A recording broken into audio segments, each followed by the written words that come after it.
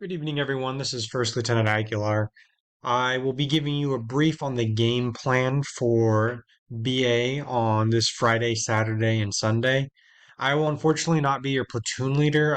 The leadership is doing a leadership learning activity where I will be filling the role as the acting company commander, so I unfortunately won't be nearby to answer all questions. Your leader will be Cadet Aronia and Sergeant Brents, of course. So I just thought I'd give the game plan briefly in video form because I won't be as available to help you, but they'll be able to help you out with anything you need. So I'm just going to go over the game plan briefly, just the timeline. I'll go over some key responsibilities. I'll look over the con-op with you that Cadet Aronia put together so well, and then we'll look at the convoy manifest as well. So first off, on Friday, we do have a 06 first formation. That's not 06 sign-in, that's 06 first formation. The vault will be opening at the same time. Sergeant Hicks will be handling that because we're really trying to get out of there as soon as possible because as you see at the top here, the main planning consideration that we had to work around is the fact that it's November time. We have such little time to actually get in shooting. Dawn is at 0630-ish per day. 1700-ish is dusk each day. Therefore, we really do have to make good use of our time, especially considering the fact that this is a 3 day as opposed to a 4 day drill. So yeah, we're kind of needing to hurry things up. Right after first formation in the vault opening, if you're on the height weight list, make sure you follow or make sure you go to the height weight, which is going to follow immediately first formation. We're going to be doing paperwork by platoon, so section leaders, however you want to get that done, make sure your people are done and you have their paperwork squared away. Maybe have a squad leader responsible for that or something like that. 0830 is the anticipated convoy or the target convoy SP time. I'll go over the convoy manifest in a bit. Additionally, buses have been secured, so buses will arrive at 09, bus SP roughly 0930. That'll be liable to change day of as per usual. Ammo draw, Sergeant Tran, Sergeant Fry will be up there a day earlier than main body. They'll be drawing the ammo at 0830 to 09 with Sergeant Gunter, so that's more just pertinent to them. We are tentatively going to arrive at 1300. Do keep in mind, leadership is going pretty hard on, hey, we gotta like only fill up at Biggs Junction, not, do the morale boost at Biggs Junction. So maybe pack some snacks before you arrive. Might be a smart thing to do. And it's going to, yeah, we're going to be getting on ground at about 1300. When we get on ground, they've played around with the idea quite a bit. I'll be honest, I don't know what they're planning on doing right now because they've changed their minds twice. But basically, we're going to have to do a safety stand down at some point in the day, whether they do a slideshow or at home station, whether we do it upon arrival at a YTC. It seems they've decided on arrival at YTC, so likely we'll get there. We'll go to that one, not auditorium, but that building that we do our trainings in, like when we were at AT. We're gonna sit in there, sit through a slideshow brief, probably, and then we're gonna go straight out to range 1 and 73. Cadet Aroni and Sergeant Curry will be running the show there as OYC and NCOIC. I will be roaming, just kind of making sure everything's going good, I guess. 1500, we got Tracer class, so we need to send a rep from each platoon. Sergeant Lund will be our representative, so they know how to work the tower. We're going to be ending at around Cadet Roni and Sergeant Curry are going to make that call, but around 1700-ish, maybe 1630 for like a quick police call or something like that, because we will be losing light at about 1700. Evening will be remedial training for high risk failures, which will be Sergeant Abel's job to be able to kind of work with those people. Anyone can kind of work with them, but he's our key rep for the M40 range and admin task focus.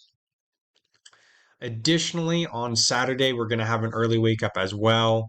Kind of back planning from ranges going hot at 0715. Get a safety brief out there 07. And yeah, basically trying to use all the daylight we can. We do have to have ranges go cold a little bit quicker on this day because we need to do the full heavy duty police call. So I recommend 1615, but again, that's at the discretion of your leadership on that day. Evening training for this will be night drivers training, weapons cleaning, those kinds of things.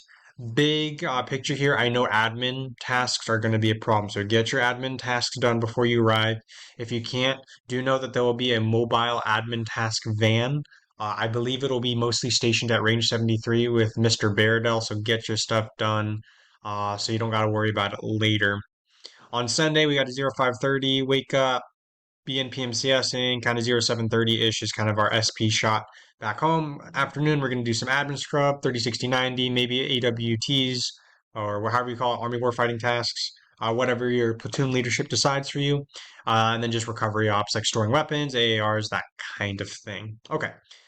In addition, we'll just kind of go over Cadet Aronia's slideshow. I just wanted to give you the macro picture. We'll look at the smaller details now, the like more nitty gritty now. So yeah, basically the same idea. We were planning on having bivouacs, but now we do not. We will be in barracks. Nice. Here is Cadet Aronia's overall game plan. On day one, he kind of needs to do a recon basically to determine the viability of range 73 as a zero range, see how many people he can fit in there.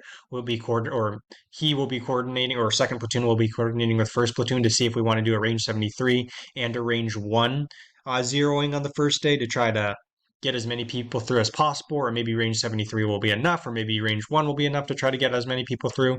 We got about 69 priority shooters plus I want to say high 20s from the firefighter debt, so quite a bit of people we need to get through the zero and qual range. We again, I like I said, or not we, but second platoon is responsible for the zero range.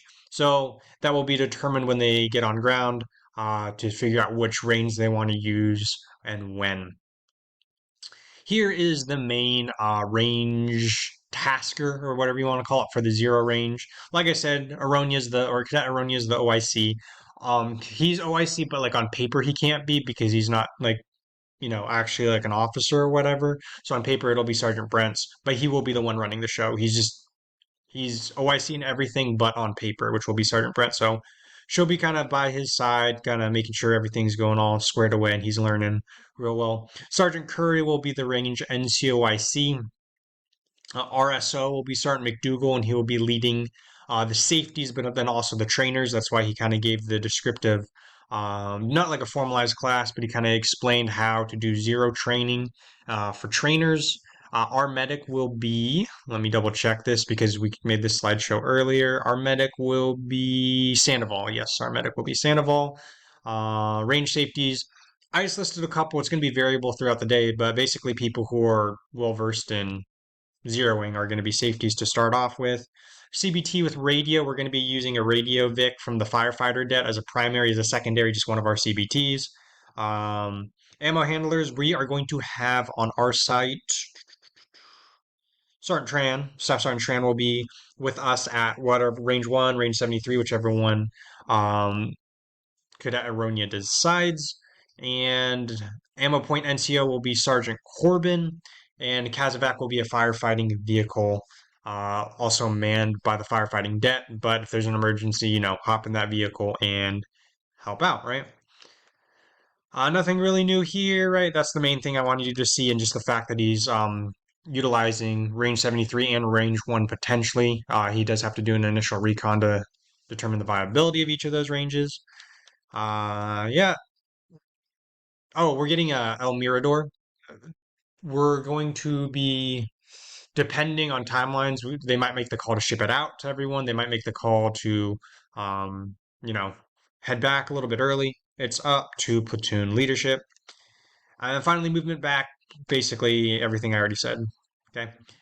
Also, I will be sure to, oops, oh, sorry, did I mess this up? Oh boy, exit drawing. Okay, my bad. I'm just trying to click on something right now. This stupid thing's in the way. Sorry, one sec. Okay, there we go. I will be sure to include all of these links. Pay mostly attention to the training meeting notes, as that will have the most up-to-date pertinent information. But here's the convoy manifest. Yep, we're gonna have. I wrote the notes at the bottom. 11 CBTs and one LMTV. This LMTV is leaving the day before with Fry and Tran to pick up the ammo. And then everyone else is rolling in first serial or second serial. This might get scrambled a bit, but these are going to be the vehicles that you're going to have because the convoy commander is Sergeant Padilla. He will provide further guidance at BA on exactly what that makeup is going to be. I'll even see if I can snag that from Lieutenant Sherman. Bus peeps will be here. And if you have like a little star next to your name, well, I guess it doesn't really matter because it's just me and Sergeant Brent. So, Sergeant Lund, you're the serial leader with Cadet Aronia of the bus personnel. So make sure all those people get on the bus. Um, yep. And that's about it. Please let me know if you have any questions, because I'm not going to be allowed to help you as much as I'd want to day of. So try to get your questions into me early. Thanks. Have a good one.